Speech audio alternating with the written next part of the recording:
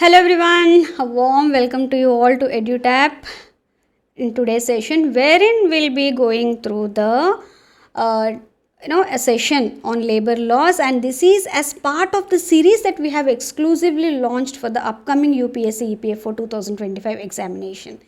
ठीक है, जिसका ऑलरेडी नोटिफिकेशन भी आ गया है and I know you are completely geared up for preparing for this examination, and we are here to help you out there.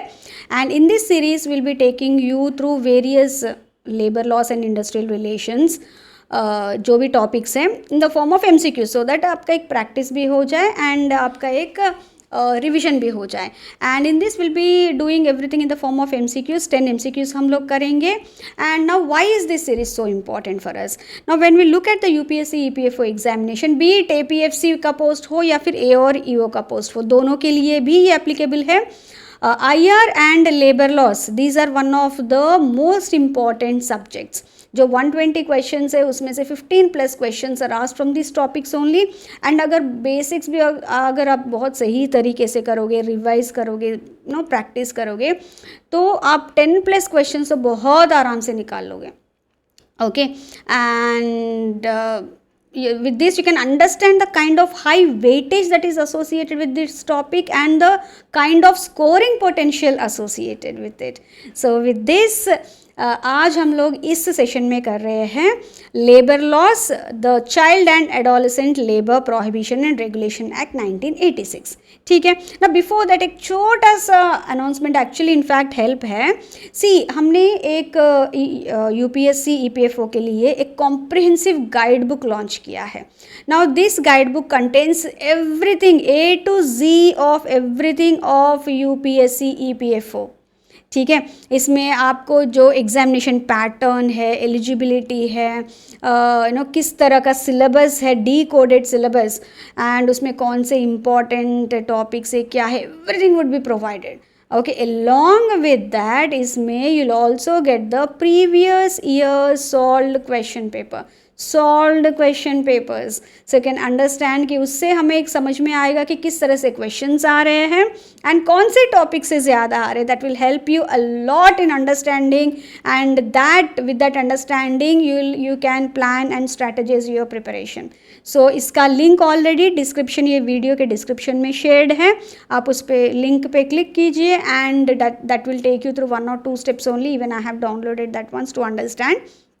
So आप भी उसको डाउनलोड कर सकते हैं एंड बहुत beautifully everything has been explained in this.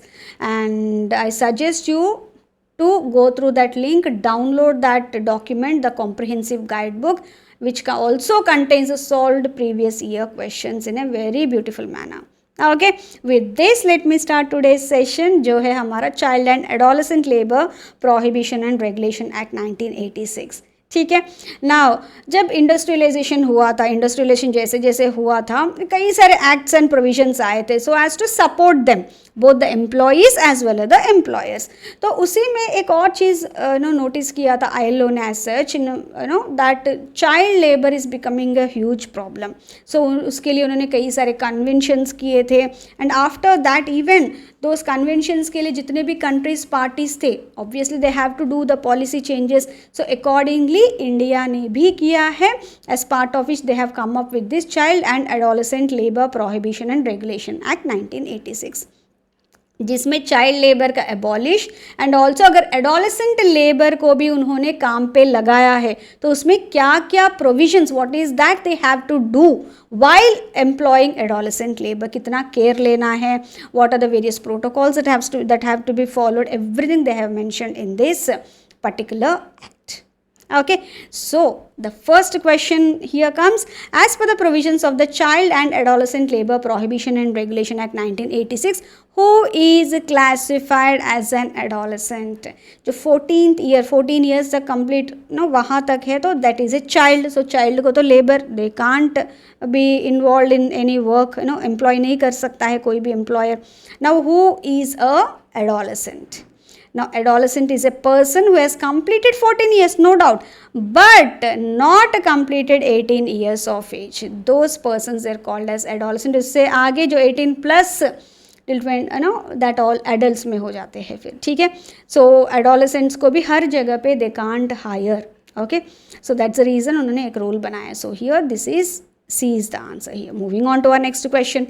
Under the provisions of regarding the prohibition of child labor, in which of the following situation is a child, we are talking about child, legally permitted to work?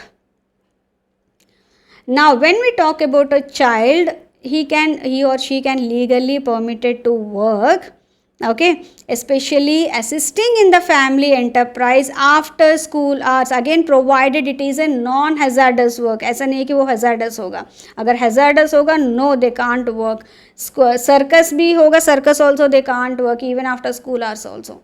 Okay, acting yes उन सब में कर सकते हैं, but again उसमें उनका education disturb नहीं होना चाहिए. ठीक है, so here the correct answer जो भी ऑप्शंस दिया है इसमें B is the correct answer, assisting in the family enterprise after school hours provided it is non hazardous again. Okay, moving on to our next question. Who has a power to amend the schedule of the hazardous occupations and processes by adding or omitting the entries? Now इस particular act में एक schedule है जिसमें कौन से है वो hazardous occupations जिसमें एडोलेसेंट्स को हायर नहीं कर सकते, जैसे कि माइंस हो गए, कुछ related to some hazardous processes या ऑक्यूपेशन से, वो पूरा लिस्ट इसमें है. एंड इसको अमेंड कर सकते हैं. यस, कई बार ऐसा होता है कि जो पहले नॉन हैजर्डस समझ रहे थे that also can be hazardous, so that they can add to this. But how that can be done? Who can do this? This can be done by the central government, but again after giving at least 3 months notice.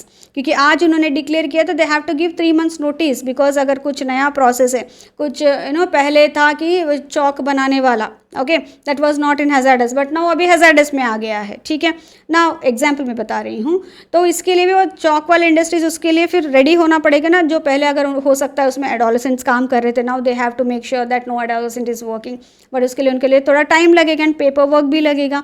So for that at least 3 months का notice इनको देना ज़रूरी है.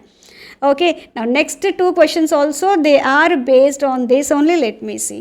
So what is the primary function of the technical advisory committee constituted by the central government?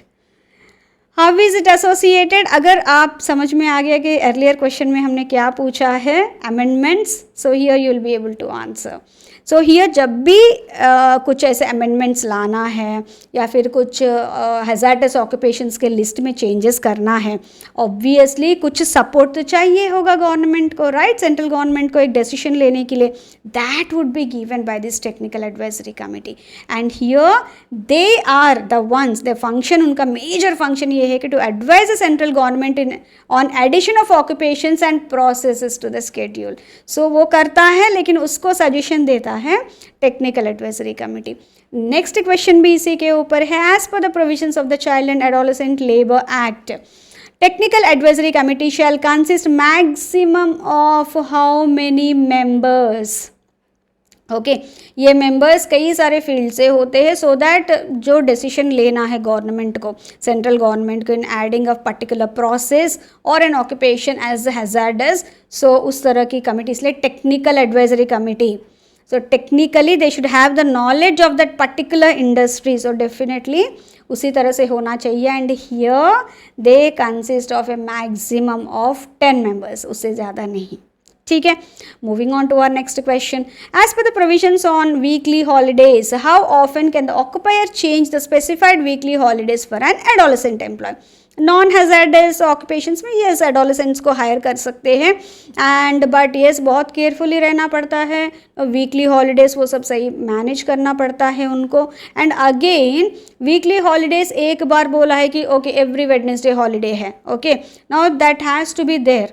And अगर उसमें कुछ change करना है, at least they have to give 3 months, एक बार करने के बाद 3 months. So every 3 months they can change this, not frequently. ठीक है, moving on to our next question. Now a dispute has arisen relating to the age of an adolescent employed by an employer, which arises due to the absence of any authentic document can be referred to which one of the following authorities for a decision under the Child and Adolescent Labor Prohibition and Regulation Act 1986. Now inspector गया है chief कुछ inspection के लिए, उसमें पता चला कि उसको लगा कि वो एक पर्टिकुलर एम्प्लॉय है जो एडोलेसेंट नहीं है, वो चाइल्ड ही है, बट एम्प्लॉयर बोल रहा है कि वो एडोलेसेंट है. Now how can he prove, क्योंकि कोई बर्थ सर्टिफिकेट नहीं है और कुछ डिटेल्स भी नहीं है. How will that be prove then कि वो एडोलेसेंट है या चाइल्ड है. Okay, now in such cases the जो भी this kind of cases that would be referred to the prescribed medical authority. जो भी prescribed medical authority है वहाँ का जो भी है, okay, medical authority under the government, to them this will be referred and the doctor will check and certify उनका age क्या है, whether he is an adolescent or a child. Okay, so यही क्वेश्चन है जो previous year question में भी पूछा गया था. Okay, yes, moving on to our next question. What is the amount of the appropriate government must credit to the child and adolescent labour rehabilitation fund for each child और adolescent in addition to the fine recovered from the employer. Now एक fund है child and adolescent labour rehabilitation fund. Now what is this fund? कई बार ऐसा होता है कि employers इतना बोलने के बाद भी चाइल्ड लेबर लगा लेते हैं, या फिर हैज़ार्डस इंडस्ट्री में एडोलेसेंट्स को भी वो एम्प्लॉय कर लेते हैं, which is not right legally. So कई बार वो पकड़े भी जाते हैं. So when they do that उनके लिए फ़ाइन लगता है. ठीक है, सो वो फाइन वाला अमाउंट इस फंड में डाल देते हैं सो दैट जो भी चाइल्ड अफेक्टेड है उसके लिए वो यूज़ कर सके. नाउ अलोंग विद दैट, वो तो फाइन्स आते रहते हैं, along with that government also provides, जो भी अप्रोप्रिएट गवर्नमेंट है उस पर्टिकुलर सेक्टर का, they also provide an amount into this child and adolescent labor rehabilitation fund in addition to the fine that has been extracted from the employer for employing a child or an adolescent. ठीक है, उसमें appropriate government 15,000 rupees देती है. ठीक है, so this is the amount that is given by them and the rest जो भी fines लेते हैं वहाँ से वो आ जाते हैं. Moving on to our next question. Within how many days must an occupier submit a written notice to the inspector regarding employment of an adolescent prior to the commencement of the act.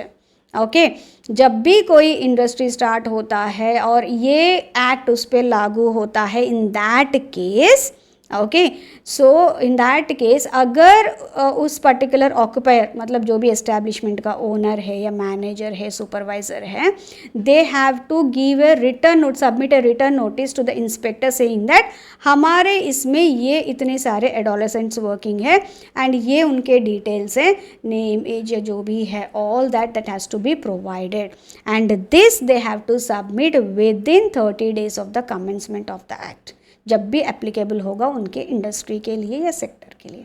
ठीक है, so here comes the last question for today. Which of the following are included in the schedule refer to in section 3A of the child labour prohibition and regulation act 1986. अभी हमने थोड़ी देर पहले पढ़ा था कि schedule एक होता है जिसमें हैज़ार्डस ऑक्यूपेशंस का लिस्ट बना होता है एंड अगेन इसमें कुछ चेंज करना है तो सेंट्रल गवर्नमेंट कर सकती है with 3 months prior notice and उसका पूरा इन्फॉर्मेशन मतलब जो भी सपोर्ट मिलता है that would be given by the technical advisory committee. Right now उसमें कौन से हैज़ार्डस ऑक्यूपेशंस लिस्टेड है? बेसिक वाले. So here mining, hazardous and construction activities no. Inflammable substances, agriculture work no, agriculture work तो hazardous है ही नहीं. Mines, hazardous process, industrial training activities no. It is mines handling of inflammable substances और explosives and hazardous process, ये उसमें exclusively mentioned है. Okay, ये hazardous processes में फिर कई सारे प्रोसेस होंगे जो भी that are relevant as hazardous. Okay, so अगर कुछ और भी ऐड करना है तो that can be added with the help of central government only. So here B is the correct answer.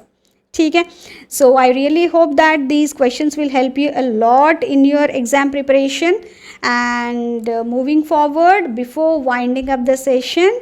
So I have a small announcement. Currently EduTap is offering 3 major courses for all those students who are targeting UPSC, EPFO, APFC and EO examination for the year 2025. ठीक है ना, इसमें क्या 3 courses है जो students के लिए. सबसे पहले आता है इसमें मास्टर कोर्स. ना ये उन बच्चों के लिए है जो चाहते हैं कि कभी जॉब करने वाले होते हैं या फिर बिल्कुल नए हैं कुछ सब्जेक्ट्स उनके लिए. So they want everything at one place, one point source of all the content relevant for them to crack these examinations. So that would be provided here in the form of videos, in the form of PDFs, in the form of chapter quizzes, in the form of live sessions, everything what not, you'll get everything here. And along with that weekly strategy sessions भी होते हैं, not to help you understand कि इतना सारा content है तो how you can utilize them for your preparation. And Kuldeep sir specifically लेंगे to guide you all through your examination so that you can be successful here. And दूसरा आता है special subjects course. ये उन बच्चों के लिए है जो बेसिक कोर्सेस वो कर ही लेते हैं, जैसे रीजनिंग, क्वांट्स एक्सेट्रा. लेकिन आईआर एंड लेबर लॉज या पॉलिटी है, ऐसे कई सारे ऐसे स्पेशलाइज्ड सब्जेक्ट्स हैं जिनके लिए उनको कंटेंट चाहिए. सो ये उनके लिए they can choose the specific subjects and accordingly they can take up the course, and this will again help them a lot. जो उन स्टूडेंट्स के लिए जो कुछ सब्जेक्ट्स अपने हिसाब से पढ़ना चाहते हैं but for few subjects they want coaching. ठीक है, again you will get everything here in the form of videos, PDFs, live classes, everything. ठीक है, नेक्स्ट आता है टेस्ट सीरीज. ना ये उन बच्चों के लिए है जो प्रिपरेशन ईदर अपनी तरफ से पूरा कर लिए हैं और उन्होंने एक अटेम्प्ट दे दिया, फिर से दे रहे हैं. ना इसमें क्या है, this test series you'll get real exam feel. उसी तरह से इन्होंने ये डिज़ाइन किया है ये मॉक टेस्ट, जिसमें आप वो रियल एग्ज़ाम फील ले सकते हैं. एंड अलॉन्ग विद दैट आपके जो प्रैक्टिस है या रिविज़न है, you'll get those questions in this series. So these are the 3 types of courses for different kinds of students who want to attempt this UPSC EPFO for APFC and EO 2025 examination.